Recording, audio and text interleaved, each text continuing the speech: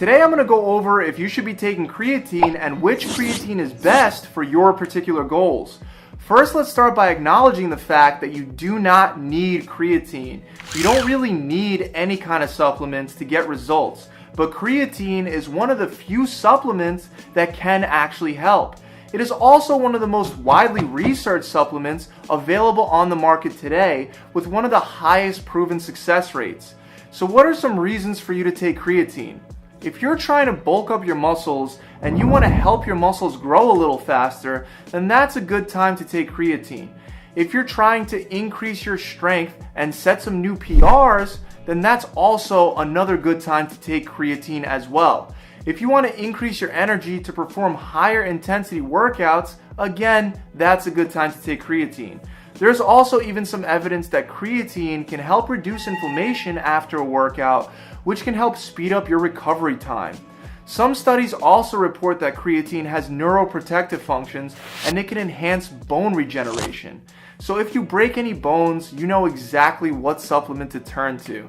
Now, if you're cutting or trying to look like you have really defined muscles, then you may want to be careful with what type of creatine you choose to take, because certain types of creatine can increase your water weight and make you hold more water, make you look more bloated, which will take away a lot of that definition that you're striving for. Creatine monohydrate is a type of creatine that actually is known to have that bloating effect. Even though it does have this side effect, I usually recommend creatine monohydrate because it is the type of creatine used in the majority of the creatine research and studies.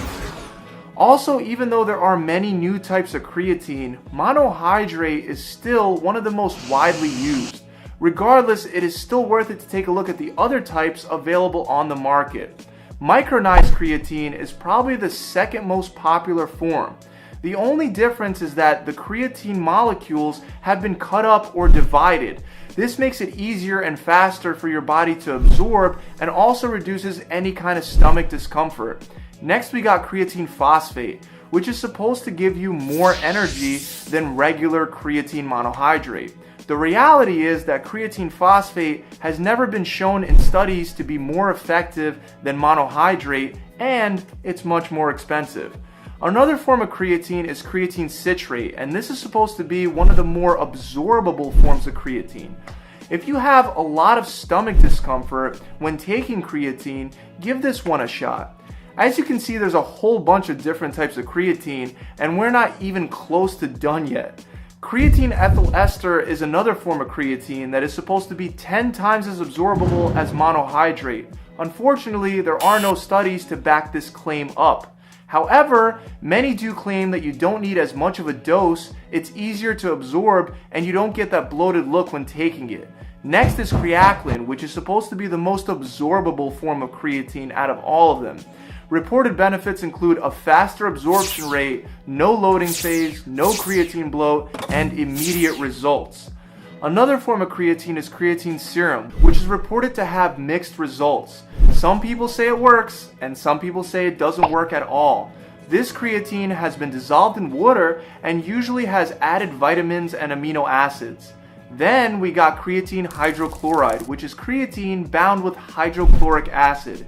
It's turned into a basic creatine molecule in your stomach, and while it may be more water soluble than creatine monohydrate, no research has yet proven it to be any more effective.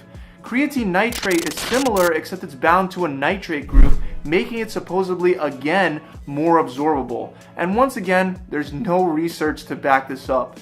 The last form of creatine that I'm going to talk about today is creatine effervescent, which is basically creatine combined with sugar, salt, and a chemical that makes it bubble, which supposedly helps with its absorption.